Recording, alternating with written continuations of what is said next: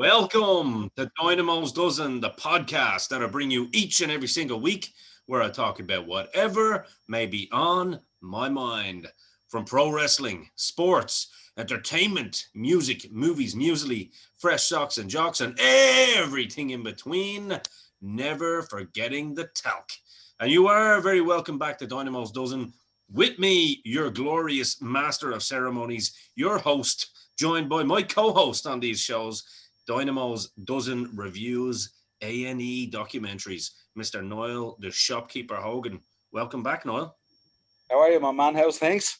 I'm very good, my man. Very good. We're both very, very busy. As everyone knows, these shows are brought to you by the Dynamo Podcast Network. If you look for the videos, they are exclusive to YouTube under the Dynamo Podcast Network slogan. If you type that in, you're going to find all of our shows. And if you're looking for a particular show, all you need to do is hit the playlist button and you'll be able to find your favorite shows all in a neat, tidy little file ready for your viewing pleasure. If you like the audio, if you're old school and you've been with me since day one, which many of you have, we are still available, of course, on Spotify, Apple Podcasts, Google Podcasts, anywhere you listen to your favorite podcasts. And we are, of course, sponsored by the reopening of Wrestlemania, which is, of course, the old school sponsor of Dynamo's Dozen, and Mr. Niall, the Shopkeeper's Hogan. No, the Shopkeeper's Hogan? We'll call you the Shopkeeper's Hogan for today. We are live, pal. That's the hashtag. That's the hashtag, the Shopkeeper's Hogan. Yeah, that's it. Niall, before we start today, tell us a bit what you've got going on. The shop is back in session, baby. Yeah, we're back up and running again since last Monday, so it was just kind of weird to be back in there again. But yeah, people coming back in again. It's nice to be able to chat to people face to face again about wrestling and what's going on in the world of wrestling and AEW and Impact and WWE and all that. So it was good fun, and obviously sharing comments. Obviously, people coming in chatting about the podcast that we're doing, stuff like that, giving me some good feedback. So that's always good as well. So kind of a little bonus. So yeah, just trying to get back up and running again. Obviously a little bit of a delay. Deliveries are a little bit slower and stuff like that, but we're almost nearly back up to speed now. A lot of stuff coming in over the next few weeks. Just got a bunch of figures in and stuff like that. So just going through that, trying to ramp up our stock of the shirts. Keep an eye out as well. We're going to be getting in some real cool old school shirts for the summer. They look really, really good. Some Macho Man, some of the old SmackDown logos and things like that. All really cool stuff, yeah. Nice. It is the one-stop shop. It's Ireland's only wrestling shop. It is the OG for all of your wrestling merchandise needs. It is almost like that old comic book man type shop as well, where you can go in and you can find something vintage that you probably lost when you were a kid and you just happened to see it that day. Niall will always look after you when you were in there. Just tell him Eno sent you. And sure, he's here. Yeah. Well, look, like I say, please do like and subscribe to the show on YouTube. Smash that bell notification. Yeah, and I think we'll get on to today's show. This is not by design. That lovely Calgary Flames flag in the background. It's not my loyalty and respect for one Canadian former wrestler from Calgary. It's just by design. Obviously, people know I record the Flaming Puck. You can see that the hat is still on, and yeah, it just looked too good to not leave it in there. We are today going to talk about the A&E documentary based on Shawn Michaels, the man, the myth, the legend, the character, the kayfaber, the pillhead, whatever bracket you find that Shawn Michaels falls under, it was all covered in this particular documentary, and it's the second review of the A&E series that we're doing here today, and we are going to get around to them all eventually. So bear with us, don't worry. They're all still going to be fresh, and we will get to each and every one of them. But today we're going to talk about Mr. Wrestlemania, the HBK himself, Shawn Michaels. Niall, where do we start with this show?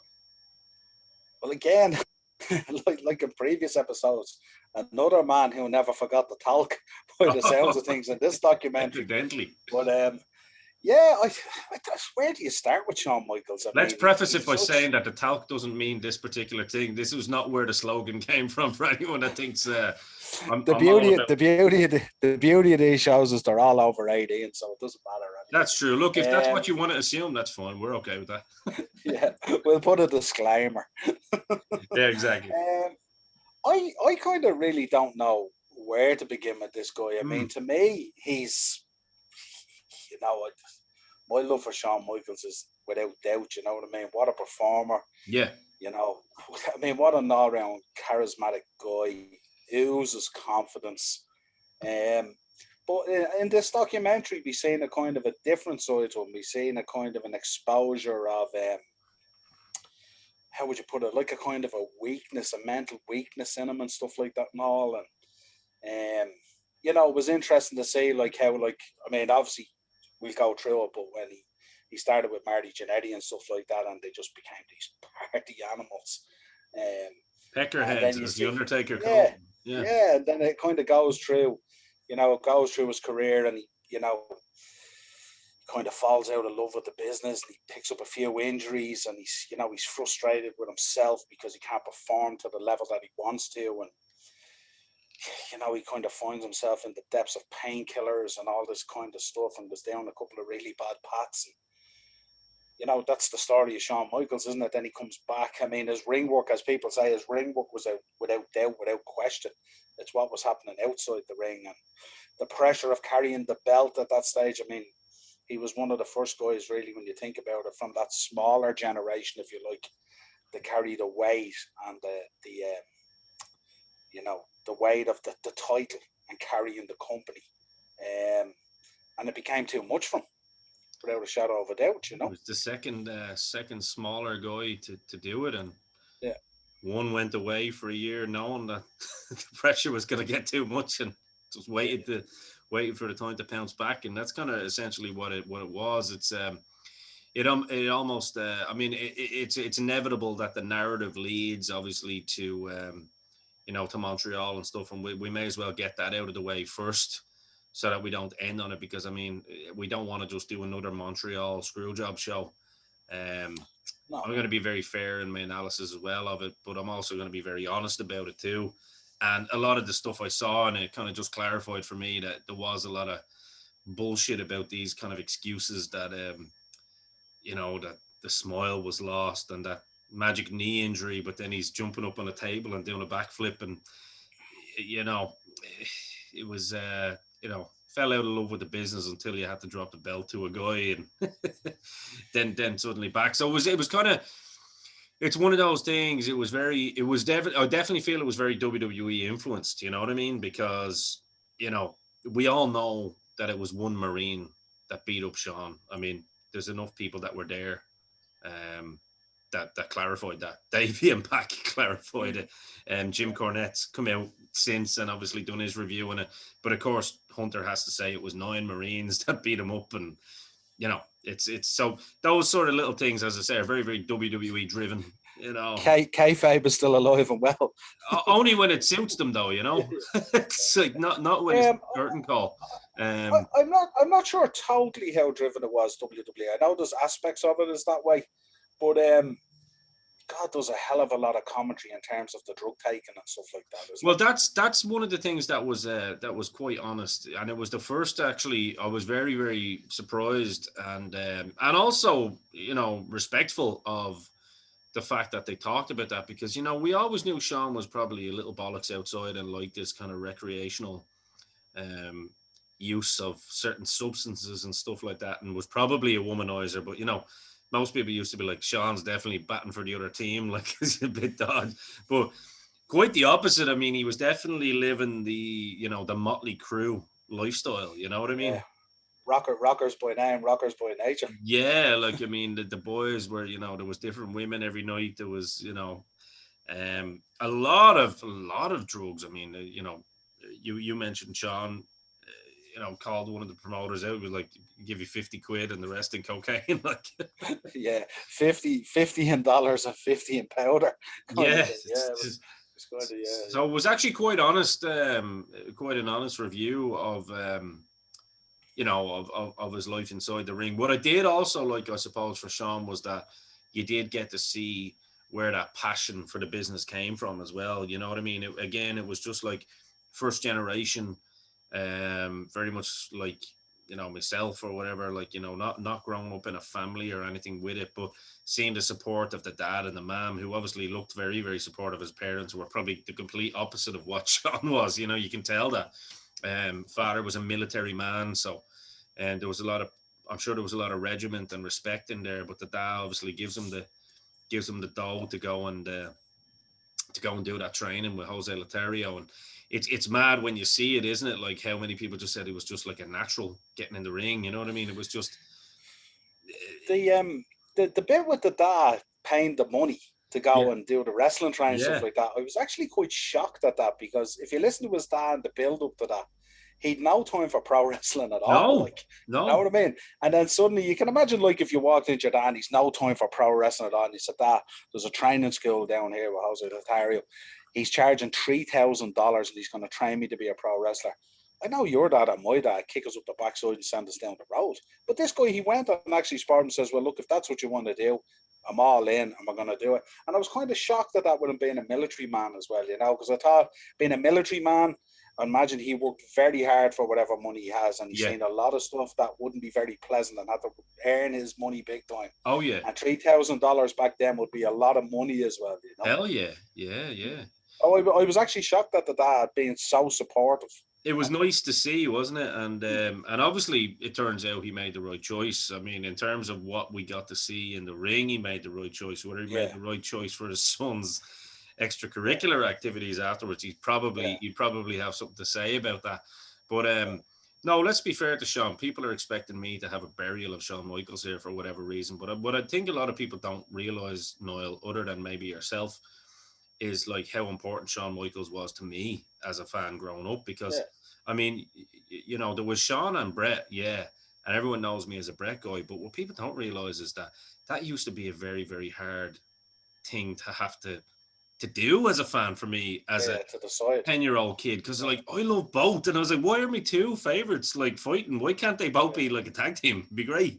And the thing about the friendship is it started out pretty good. You see, this is what I get from it, and it was actually nice to see Bret kind of speak candidly on the show too. And you know, people will think that Bret was getting jabs in. I don't think so at all. I think Bret came across actually quite honest about it. You know, you could see how much it hurt him as well. Yeah, and I think it's the one component here, isn't it, that there was one genius, the old man up in New York, that was actually playing these two pieces against each other. Yeah, and it was actually Patterson. It was Patterson, because he was chucked out the door. I liked the bit at the start with the you know, the kind of intro with the mother, and I was thinking the mother was there going, "Oh, Shawn was he was very quiet and shy and reserved and stuff like that and all." And I was thinking to myself, he bottled this up for about 20 years. And boy, Jesus, did he release it then. It was unbelievable, like a tidal wave of craziness. But didn't he say that, you know, coming from a regimented background and then obviously going on the road going, shit, I can do these things. Oh, yeah. And nobody's going to give out to me. It's like, you know, imagine, it'd be like taking the collar off a priest and saying, listen, you can actually go to that brothel and do whatever the hell you want today. Yeah. It's like if you've never had a drink in your life and you're a pioneer and suddenly you get introduced to drink and you're out with friends and you're going, this is amazing. This is amazing. It's a whole different world. Yeah, so, I mean, it's going to suck in the morning, but guess what? I'll have a couple of days recovery and I'll go and do it again. Except in this instance, it's lived to excess, which is what himself and Marty done. I think, you know, we're not going to do a step-by-step guide of each scene within the show. I suppose moving on, when he does kind of get paired up with Marty, you know, they go in and obviously that famous story of, you know, I was expecting them to kind of throw Dynamite and all under the bus, be like, you're a fucking idiot, mate. But no, they were talking about some of the lads saying, you know, I thought you guys are party animals, trying to goad them into doing something so they can go and rap back to the boss, you know?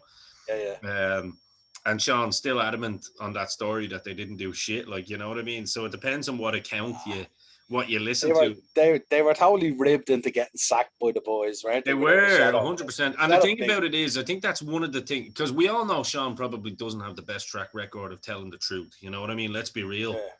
Selective memory. Yeah, but I think in this instance, I think they were worked into getting sacked by the boys. You know what I mean? I think they were probably, and don't forget, they're only young lads at this point. Yeah. But and the funny thing, Marty was more wise to it. Yeah. Marty was more wise to it, but he felt, I had to do this. This is me demonstrating to the lads. I'm one of the lads. Next thing, they're out the door after the death.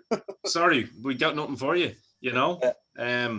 But I mean, without going in, they obviously go and work their tails off. And obviously Shawn was like, look, this is where I want to be. Like, and I'm at the fucking it up. So they go and obviously work their tails off. They come back with a different attitude. This time is around the time where the likes of Dynamite and all, these are boring bastards. So it's a story with them. Like, but they're obviously trying to be on their best behavior, like, you know? Yeah. And they have that, obviously, that famous match where they finally win the titles, which, you know, I got my hands on a copy of that years ago, and you probably remember that was really rare and very, very hard to get a hold of. And you know, it was crazy. Like, and it's funny, you can even hear even early on how much respect Shawn has for Brett. You know, like saying he's the workhorse. He's like, right, let's just kind of take control of this. We'll let it get fixed. But then they realize this isn't getting fixed. No. We're going to have to do the match without the fucking top rope. So poor old Jim Neidhart is probably there, as you call him, the Neidhart Foundation. Yeah. Going, what rope am I going to jump over for the tackle? What's the story here? Was he just going to do a little Rey Mysterio jump over the second rope? Jim was probably happy that there was only 2 ropes to do the tackle. Probably was, yeah. And knife from. yeah, like, so it was very strange. Like, you could see the bad luck that they were having early on, couldn't you? Like, in their career, just timing, you know what I mean? But obviously we lead up to, you know, the Barbershop Incident, which still to this day is probably one of the most iconic heel turns and definitely tag team breakups, probably the most iconic, I would say, of all time. Yeah, absolutely. Just a phenomenal, and it was nice to see Marty was like, yeah, he laid one in on me, and that one for the amount of times, because I mean, they're alluding to the fact that, and then you know, it's a known story that Shawn wasn't exactly the best at handling himself back in the day, and most you'll hear great stories from the Nasty Boys and the Hart Foundation and the Bulldogs talking about how much Marty used to beat up Shawn. So I'd say Shawn used to just get too mouthy, where, you know. Yeah, Marty's a bayou boy, you know, from New Orleans, probably like fucking grown up wrestling alligators off his lawn or something. I loved I loved when Marty came in to talk about it in the documentary, and he says he kind of approached me and told me he had a desire one day to be world champion. So Marty said, I kind of knew this was coming, but not obviously the barbershop window, but I kind of knew it was coming. And then when they showed the barbershop segment, and I still laugh to this day when Shawn does it and then puts up his arms, and the leather jacket looks like something off an Action Man. It's nearly like a leather bra jacket. Yeah. His stomach is hanging out the end of it all. And he just walks off and he goes, what was it? The hatred then from then on was at a different level. Oh, it was crazy. Sorry, I'm just fixing the fire here, lads. Yeah, go ahead. Just so we don't blow up live on air. Yeah, it was.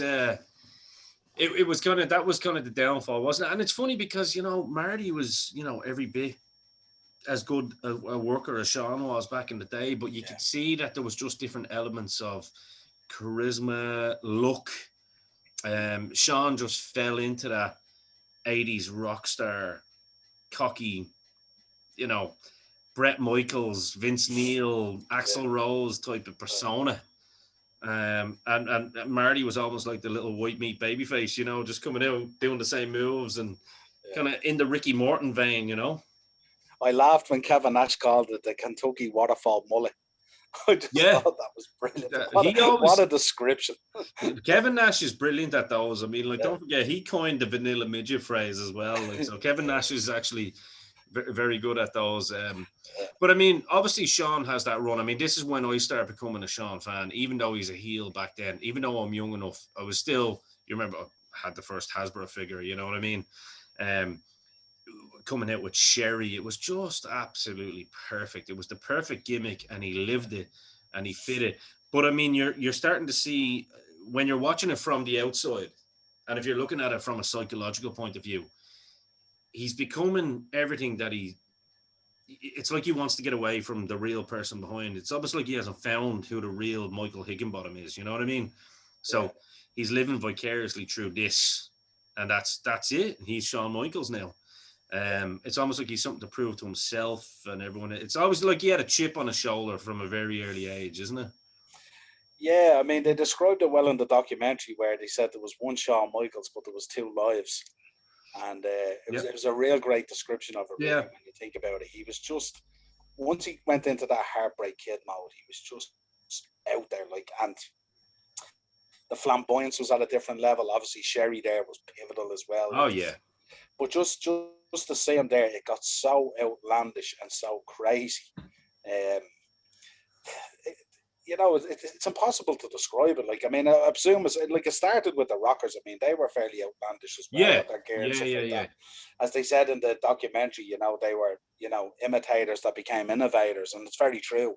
In all aspects of what they did, But yeah, it was just this is where you see, like, this is like the Shawn Michaels where he had an axe to grind, and he had a point to prove, and it was like, okay, you talk about these big men and the business is changing and stuff like that. I'm going to show you now, he comes across, I'm going to show you now what the Heartbreak Kid is. And boy, Jesus, did he. That's it. And this is obviously early on. Like, for anyone that hasn't seen a match, Survivor Series 92, wasn't it, with Shawn and Brett for the title very early on. Like, what a hell of a match. I think it's about 40 plus minutes. And this is obviously in the height of their friendship. And they're probably both on the same team there going, we're going to take this to the next level. Do you know what I mean? And you could see that's where Shawn's mind was, that he was going to be the guy, you know what I mean? This was like, we're going to be the next Savage and Hogan type deal. And I'm going to get there by hook or by crook. And he does. I mean, WrestleMania 10, they talk about it in a bit of detail. A lot of people say Shawn had the match with the ladder. I know I've been unkind to Scott Hall sometimes with certain opinions that he does, but that's not the case. I mean, Scott played his part in it brilliantly. I always thought, I know it's a segue, but I always thought Scott Hall had one of the meanest and best looking snap punches in the business. They almost felt like a slap. But Shawn, the way he used to sell it by just stepping into it and flicking the hair back and spitting, he used to always spit the chewing gum out. I always thought Shawn was so good at that, and this is where I think Shawn is in a league of his own when it comes to the little details. His selling, for like a punch. You remember when Big Daddy Cool, he used to make Diesel look like an absolute nightmare when he used to take those snappy bumps off the punches. WrestleMania 11. Anyone that hasn't seen it, go back and watch it. Shawn at this time is he's in a league of his own when it comes to the all-round performance in the ring, isn't he? And I like the way the documentary is set up as well, because what it is you see the attention to detail in his own career. Yeah. And then it segues to NXT. Yes, and I really like that. Detail. You see the detail that he brings to NXT to the next generation, stuff like that. And I just thought it was a lovely balance in the documentary to see. Like, his level of care and attention to detail, so many years on, hasn't changed one bit. And you see him inside the ring and he's working stuff out with the lads, and he's talking to Johnny Gargano and saying, just hold that another couple of seconds, that's there, and all this kind of thing. Just the attention to detail was incredible. Like, when you see that. And you obviously picked up on what I was saying there with the details, what I mean? It's the little details. And I really do think Shawn was in a league of his own when it came to that in a different style. Do you know what I mean? And it's great. Like, it's great seeing him with my boy Balor and all, talking, and you're going, if you'd have told Fergal this like 10 years ago, you're going to be getting coached by Shawn Michaels, like, on a pay-per-view when you're the top dog, he'd have probably bitten your hand off and said, fucking kill me now. If that's but I even loved when the NXT pay-per-view was going on, and he's seeing some of the stuff he had worked on happening in the match. And he go back in the chair like that, and he'd shove Hunter in the shoulder and he'd go, look at that. He was getting excited as if he was living his career again through these guys in the NXT ring. It's brilliant. It's a great, and we're gonna get to that journey, because I agree with you. I mean, obviously a lot of people call out Shawn for he doesn't look like the Heartbreak Kid anymore. Obviously he looks very, very much so. Father Time has kind of not been kind to him, and he's the heartbroken kid. Yeah. Yeah, but he doesn't give a shit. You know what I mean? He's a father and he's a husband now. And He'd still give you a 5-star match, no oh, matter what. listen, that's a guarantee. Yeah, And still in great shape. You know what I yeah, mean? yeah, But we kind of go into some of the meltdowns and that he's had, and obviously drugs are. This is the real big killer, which I've always called it out. The likes of Oxycontin and stuff like that. Like they're the real killers. yeah, People talk about cocaine and recreational drug use and all. Not that we're condoning it, but what we yeah. are saying is that the real killers are the pain pills, and then obviously it's not good when you're mixing that with alcohol and It's a combination of everything that catches up on you. it Yeah, is. And Shawn, probably when you look at it, is lucky to be kind of still with us in a lot of ways. um we build up obviously to the Survivor Series. um the stuff with him and Brett's on the show as well, talking about it. It's very deep, and I think one thing that's genuine about Shawn is you can see how much it hurt him to have to do that, because there was obviously that little element of him that, even though it was the click and him and Brett had fallen out and they'd had a bit of a ruckus and all that, there's still that respect that, like, this guy still was once my friend and I respect him as a performer type of thing. Do you know what I mean? As a pro to a pro. yeah. Um, It was a struggle for Brett as well, because with everything that was going on with WCW and everything, and the business was evolving into, let's call it, a very shady area, and the product that it was trying to put across. yeah, it wouldn't have been Um, for and everyone. Yeah. and I think Brett was very much a traditionalist. I know he still wanted to do and evolve, but I don't think he could comprehend evolving into that sort of level of Kind of smut TV like type. a dirtiness, if you like a dirtiness. You know what I mean? It was Yeah. like, he, I can't imagine, him being in the building there and having to try and deal with guys like the Click. And I'm sure they were jibing him and goading him all the time, and there was a lot of poking going on and stuff and everything. You know what I mean? And he was obviously looking at those boys as being the protected guys. You'd Hunter in there with, that he had at this stage. Brett was in the full fledging of a singles career. You know what I mean? And the boys were all together, so it was the gang mentality versus the traditionalist who was trying to protect the business. You know what I mean? So Yeah. Yeah. yeah, it was a struggle for Brett. You could see it.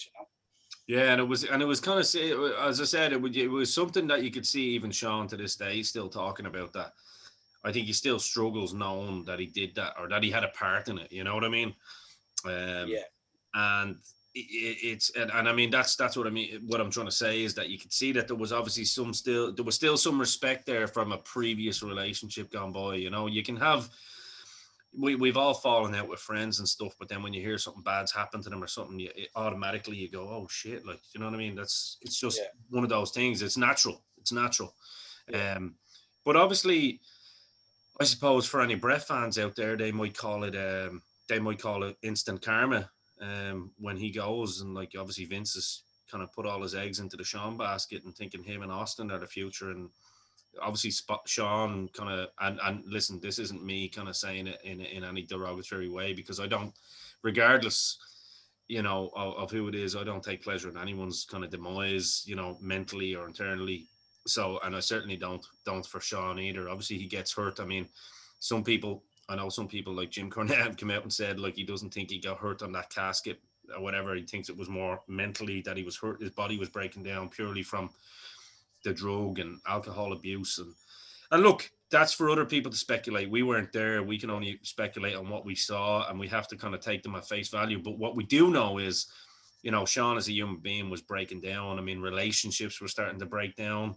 you could see it physically in him, even in the Like even when he's documentary. talking You with could his see the eyes. changes. Yeah, do you remember Yeah, when he's and sitting on his you couch? could see even in the ring. In the ring when he's there, like he's sort of, you know, it's not sweating from a match. He's glazed like what you'd see Yeah. from a drug addict. Yes. That kind of glazy kind of skin. Yeah. And it's just, you could see that it's taking a toll on him, and it's a toll that he can't handle. You know what I mean? Yeah. Yeah. Definitely. It's and it's sad to see, and obviously, even that match. I mean, Austin and Taker were talking about, hurting him if he decided to go into business for himself, which rightly so. Do you know what I mean? But he does the match, and you even see in the press conference he's not being professional. Do you know what I mean? Because he thinks Vince is taking this new kid on the block, and he's obviously pissed with Tyson. But I mean, who was going to say it to Tyson, drug addict or not, back then? No, Dancing with their life.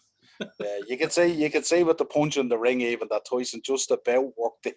He would have took his head off. It was a little short one, wasn't it? If he had hit him, he would have took his head off. Oh, it was a little one, like, and Shawn sells it obviously to perfection. But I mean, I think he had to sell it, otherwise it was it was going down one way or the other. Like, I loved on the documentary when they laid the Austin 316 shirt over him. That's what he was pissed about. That's what he was pissed about. And he talked about it being the equivalent of the second screw job nearly. And I was there going, oh, come on, really? You're really going to go there? He laid a T-shirt on you, but he was properly hurt by it. Like, you know what I mean? Yeah, well, that's like karma, you know? That's what I'm saying. Like, imagine how, Brett felt. It's the same. You know what I mean? It is a bit of karma in some ways, I suppose.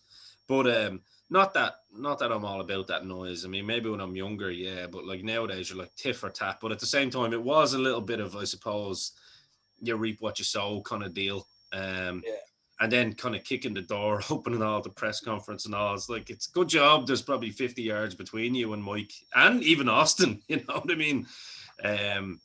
So you probably know somewhere in the background as well, Austin's thinking Brett as well, you know, because Austin and Brett.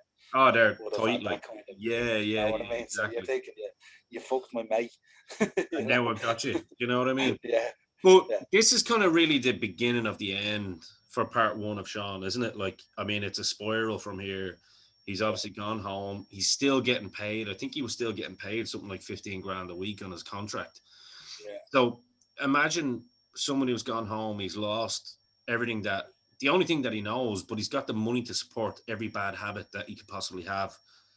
You know, it's just a recipe for disaster. And I'll let you lead us in then. Obviously, they bring him back in some sort of capacity, and this is where the fallout happens. Well, I think before they bring him back, we get an insight into the wife, Rebecca.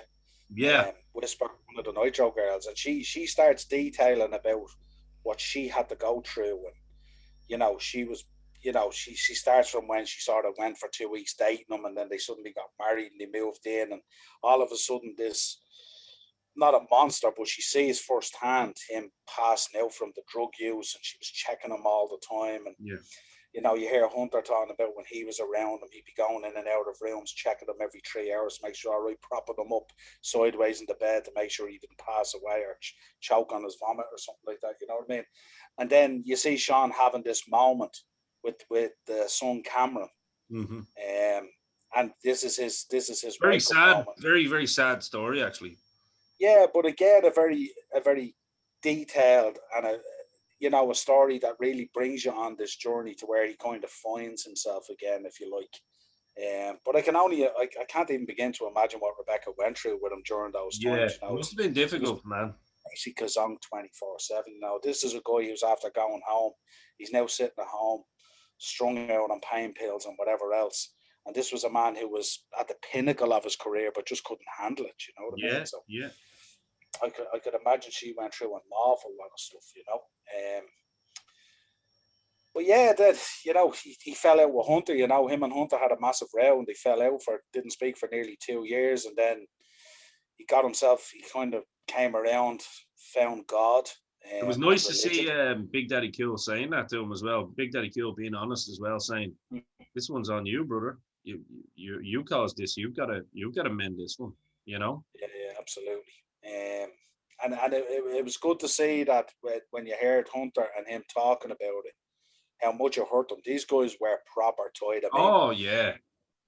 You know, you hear Vince talking in the documentary and all, saying that if it wasn't for Triple H, Shawn would be dead. That it was Triple H who saved Shawn. Mm-hmm. You know, on numerous occasions. You know what I mean? And that must have really hurt Hunter when they went in on each other that time. You know what I mean?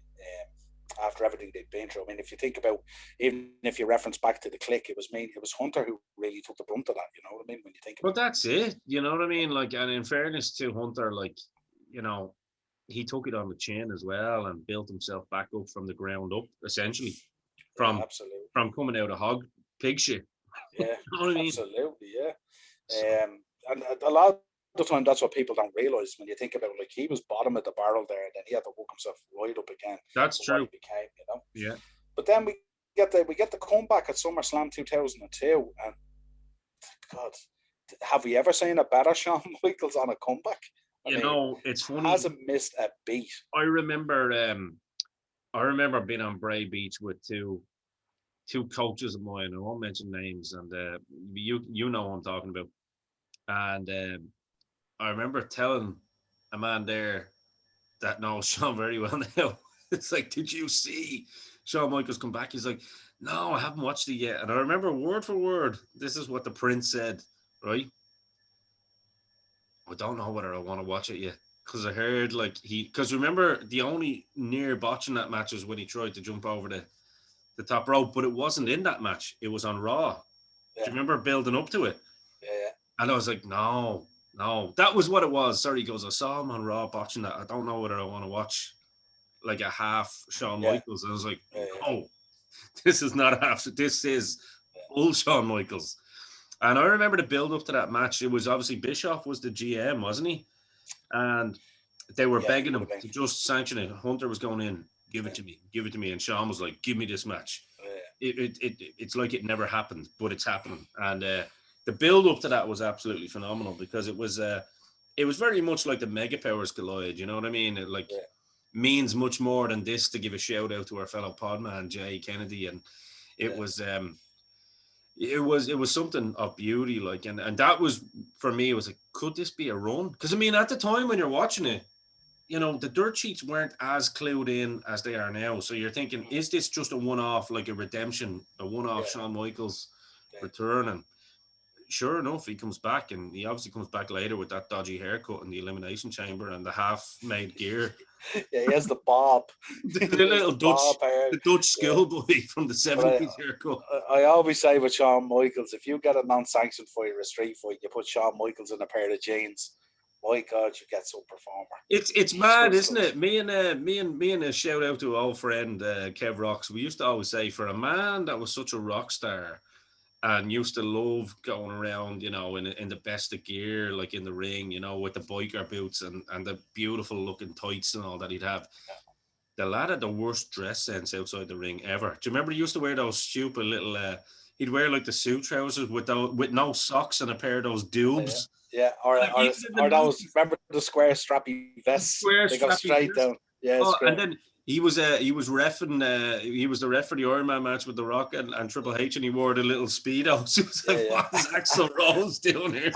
And he always tucked everything into the jeans. Tucked everything into the jeans. What is this? Even in the matches. Oh my God, his fashion sense was absolutely out. It was ridiculous. But then, as I said, how can a man choose such beautiful in-ring gear and fucking be so horrible outside? But no, the comeback. I mean, this is for me. This is the fantasticness of the man. Because you're starting to see the man now, and a lot of people are thinking, this is just a gimmick. He's found God, and there's been lots of shoot interviews with lads saying that he was still the same Shawn and all this. But look, haters are always going to hate, right? As well, at the end of the day, I mean, you can't just suddenly find God and come back and still not have an opinion. I mean, people are going to be looking for one little snippet of the old Shawn and go, there you go. See, do you know what I mean? You'd imagine nearly there was probably lads nearly leaving little bags of cocaine around to try and tempt them, nearly get them back into that craze. I would say so. Do you know what I mean?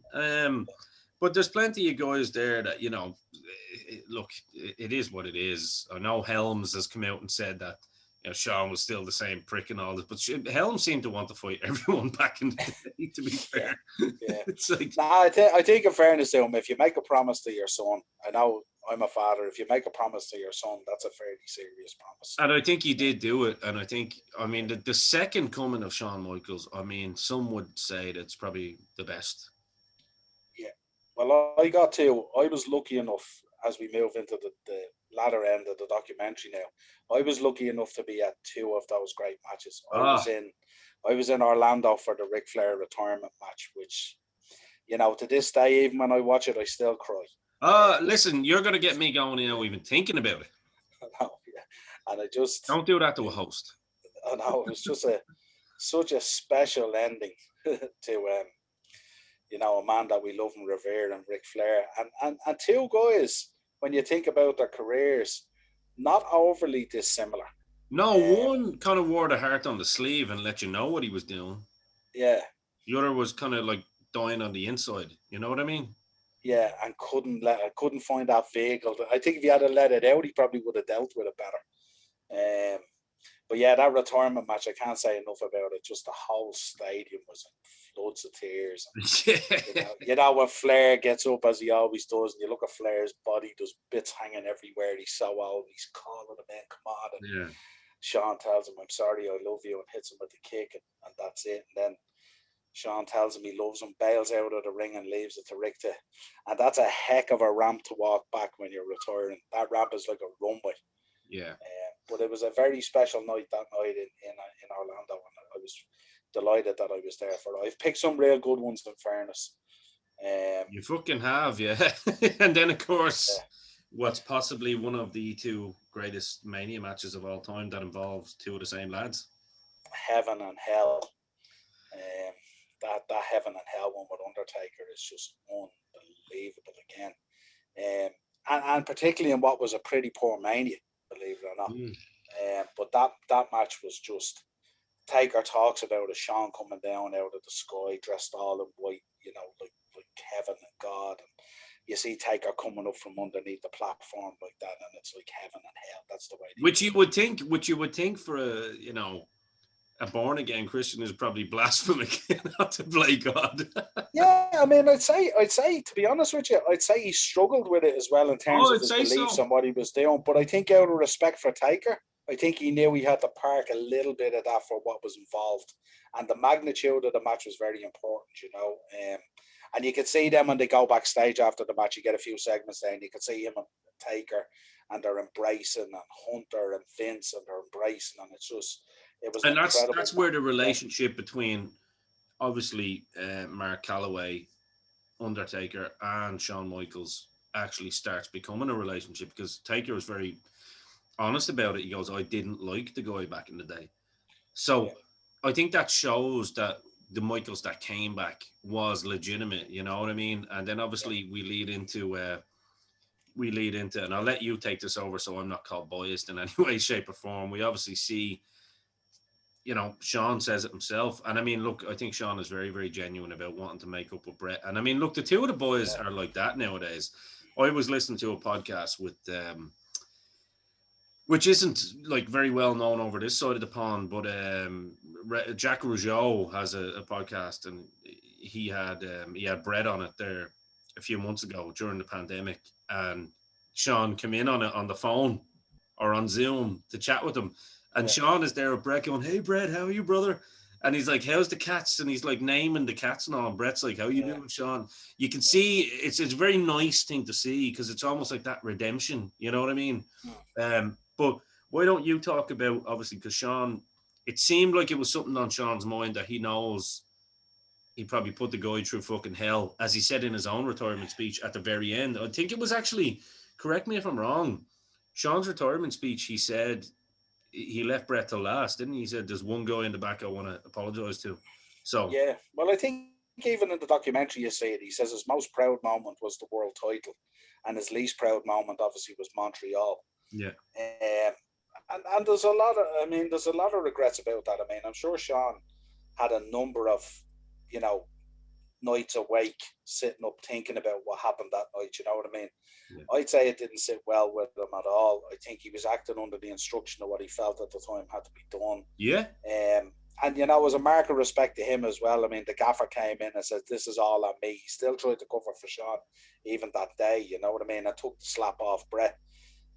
That was cool the way Vince said that, wasn't it? He goes, Bret came in and beat the holy hell out of me. Yeah. I think that was the first time Vince ever admitted it. And then it goes to Bret. It was interesting because he beat the holy hell out of me. But it was interesting. Bret turned around and he goes, I just hit him one good one and he hit the deck flat out. You know what I mean? Whereas if you listen to Vince will give you the impression that he absolutely kicked the living crap out. Apparently he hit him one good shot and knocked Vince out cold. You know what I mean? Which is not surprising at all. Well, look, when you look at the size of the man's arms and hands, you're like, I mean, that would probably break any of our jaws, to be fair. Like, Vince doesn't have to feel bad about that one. Do you know the thing? You talk about the reconciliation and you see the two of them in the ring and they call each other out. It was time to sort it out. Yes. But, you know, even when I look back on the documentary and I seen that footage, I don't know about you, but I was still expecting Shawn to spin him around and super kick him or something. I was just, you know, I wasn't sure how sincere it was going to be. And when you see them embracing in the ring and they're hugging each other, at moments, I just flash back to the barbershop thing where he spun Jannetty around and super kicked him. I'd like to come out and say it was a work the whole time. Yeah, well, not necessarily that it was a work, but it's just, you know what I mean? It was a bad thing that I did, but you milked it and you threw me under the bus to take this kind of thing. And I was thinking, I mean, clearly it wouldn't happen. You know what I mean? Brett, like, there's no way that's going to happen. But it was just, you know, just for that moment, you think, are you going to get the Shawn back again? Who's just had like a brain lapse and forgot about God, and is it going to happen? And now he's going to die in the ring in front of millions from a man that had a stroke. Yeah, but I think, you know something, I think they had to reconcile and they had to, you know, they had to sort it out, because I think this was like an outer body cancer that was eating away at both of them. Yes. And to be honest, I think if it wasn't reconciled, you know, who knows what would have happened. I think, you know, Brett, in terms of his health and stuff like that, could have gotten even worse, got really bad. I know he had a couple of touches with cancer and stuff like that and all. And no doubt a lot of that stuff plays on his mind and all that kind of thing. And the same with Shawn, you know. I mean, Shawn obviously looked at the health issues that Brett had and, you know, the strokes and the cancer stuff and all that kind of stuff. And I'm sure he looked at it. And I'm sure he probably does moments where he looked at it and he goes, you know, I kind of played a part in that. Yeah. You know what I mean? You don't know, and I'm sure that's people's minds. Yeah, you don't. Yeah, and I mean, that must be very difficult to deal with, you know, if you thought that, like, not that you directly caused it straight away, but that you had an input on it, you know what I mean? Yes. Yeah. You know, and I just felt that it was good that they reconciled, and I think, you know, both of them, once they reconciled, ended up in a much better place. And it's funny, like, as I said, it's nice to hear as well, you know, that it wasn't just a reconciliation and then that's it, we go about our lives. It's like, it's a thing where the two of the boys keep in touch and text, and, you know, it's nice. It's very, very nice to see, especially for me as a fan of the two, because what people don't realize, and this is the first time I'm saying it, people that know me know, it used to kill me to say I hate Shawn Michaels because I was a Bret guy, but I'm of the you know, people like us, especially in Ireland and in the UK, we pick a team and we're loyal to that team. Very protective. Very protective over it. But you kind of like, it's like Liverpool and Man United, right? You're sworn enemies. But then when you see two players, you know, if you saw a Man United player coming up and congratulating a Liverpool player on winning a cup or something, you would actually get more emotional, because you'd be like, because deep down you respect. Yeah, I think when the time comes, there's always a level of respect there. Yeah. But that doesn't mean that there's times when you got to get back into the trenches. We've seen it this year with the ESL, not the segue. But with the ESL, we were all an army together fighting against this. But then 3 days later, it was back to the norm. Oh, absolutely. Absolutely. Yeah, it's similar. But yeah, it's interesting. I mean, the Shawn Brett conundrum that's there, it's strange, because started out as friends in the business and, you know, moving through it and stuff like that and all, you know, and they both recognized that the small man, not small man, but you know what I mean, the small man's time had come, and they were both pushing that angle and pushing and pushing and pushing. But I think when you get two guys that were so good at that same time at the top of their game, someone has to become a winner and someone has to become a loser. Yeah. And it didn't sit well with Eden, but it was great that they came full circle and reconciled. And as you said, to this day, they're now a hell of a lot, like, they're closer as friends, and, you know, all that kind of stuff is put behind. But now it's a moment in history, and it's done. It's part. It's very nice. Yeah, you know what I mean. And nice but staying with the man of the hour, like, I mean, I had a great feeling after Shawn after this. I'm not gonna lie. Like, I know I've kind of teased. I teased a few people this week. It was like, oh, what are you gonna get from this show? But I knew I was gonna pay homage to probably one of the top three. You know, arguably the best performer I've ever seen. You know, ever to, you know, strap on a pair of boots in Shawn's case, not lacing them up.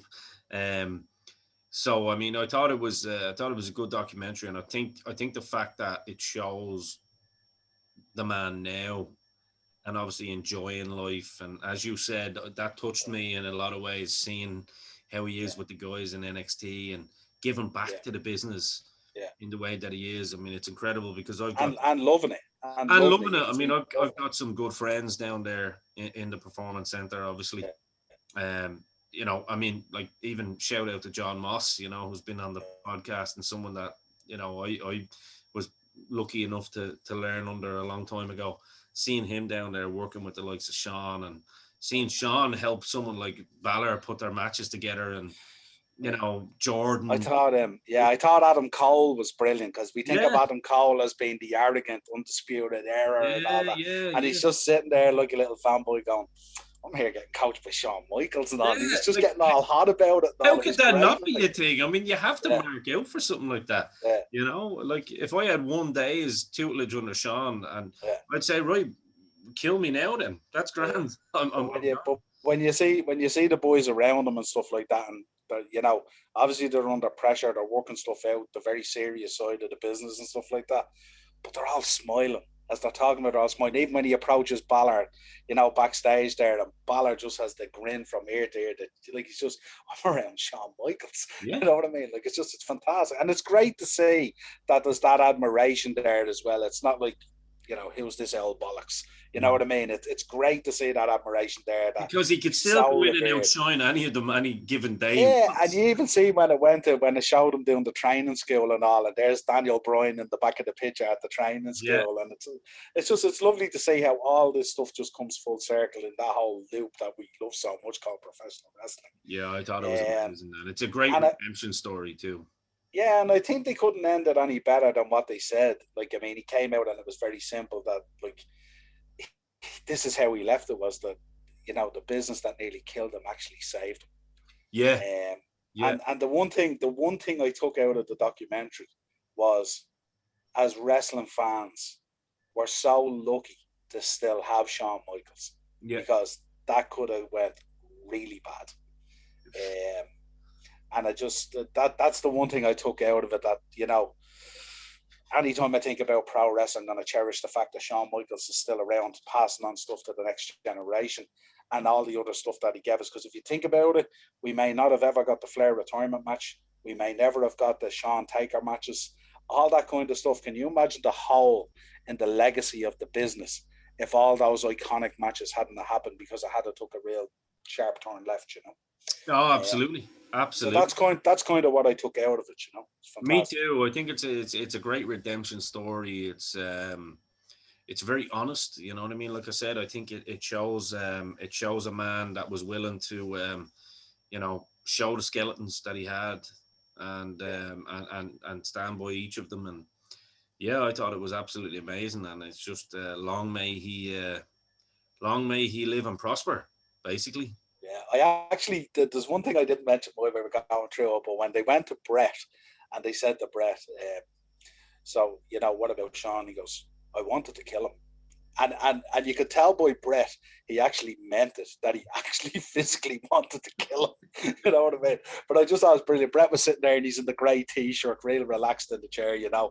And in only a Canadian way that Brett can say it, you know, I would have killed him. And I'm there going, there's no doubt, I totally believe, Brett, that he actually would have physically killed him. And I forgot to mention it earlier, but I just thought it was brilliant. But yeah, that's what I took out of it. I just thought it was just a brilliant documentary. Didn't hide anything. He accepted everything that he had done. He accepted where it had gone wrong and the paths that he went down that were wrong. And I think it takes a hell of a guy to do that as well. You know, those documentaries aren't easy when you're looking back on your career. So much of it focuses on what was bad, but then comes full circle into all the good stuff, and then all the segues into NXT. It just knitted the whole documentary together beautifully. I think it's nice, and I just wish we could have got that director for the Macho Man episode. That would have been nice. Yeah, true. Yeah, because they're doing them. It's different directors for each show, so it's depends on the agenda. And long may we keep Bubba the Love Sponge off these documentaries going forward as well. Oh, he was never going to feature in a Shawn Michaels one, was he? Well, you wouldn't have thought he'd feature in a Macho Man one either, but there you go. That was the Hogan link. Yeah, but no, I think it was I think it was a great documentary, and obviously next week I believe we're going to look at the Warrior and Piper ones as well. Yeah, So we'll be doing, myself and Niall will be doing a deep dive into all these as well. The Piper one's already aired, so it's probably a little bit older, but it's okay. We'll get back to it and give people a refresher in it. And absolutely. yeah, like guys, this has been fantastic. I love chatting this kind of thing. I love these documentaries as well. Yeah. It's one of my favorite things to kind of see the men and the women behind the facade and behind the characters. So It's um, great. It's great that they're doing them because for years we gorged on shoot interviews. This is what we absolutely, love. This is what we absolutely. love. That's why I always say in the network, I love the 24/7s and the Yeah. 365s and all these things. This is the stuff we want to see. This is exactly Um, what we want to see, and it's great yeah, that is relevant. And obviously, the dark side is they're doing a great job as well. We'll be diving into some of the dark sides on the Podmen, and probably on here too. We'll pick and choose what works best for the yeah, subject matter. But look, until next week, Niall. It's been a pleasure once again. absolutely. Always great to come on the dozen and obviously speak about a man I revere so much. Me Love too. Shawn Michaels. Me too. As I say, he's easily in my top three of all time. It's a given. So it's there's no doubt about that. And people have probably seen a different side and thinking I was I was going to go all in, but nah, it's not possible to do so Possible. with someone that I absolutely love in the ring and now outside of the ring. Um, and I've been lucky enough to get a picture with the man, with me and the missus, and to shake his hand and to have a few words with him as well, in the Awesome. last 2 years as well. So, that was quite nice, for me on a personal level. But yeah, until next week, Noel.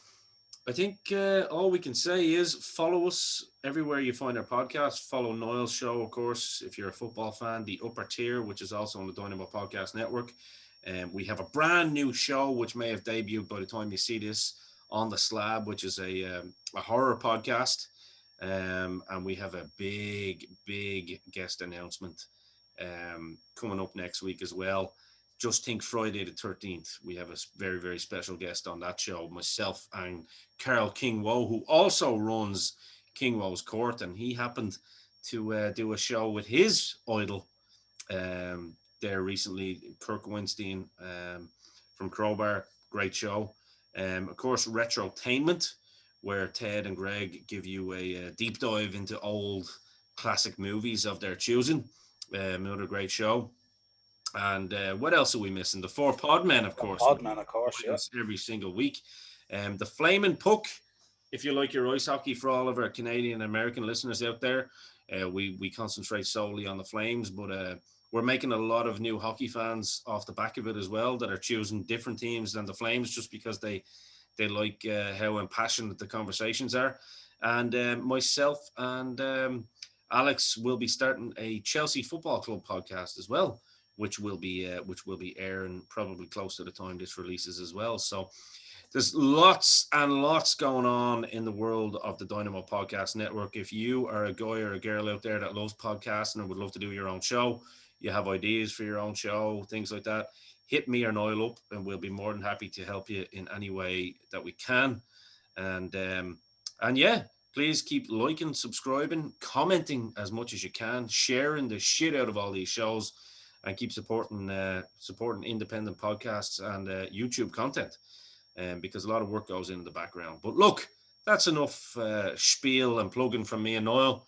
Until next week, I have been your host, Ian the Dynamo Kelly. This has been my amazing co-host, the shopkeeper, Niall Hogan. And until next week, Dynamo is over and out.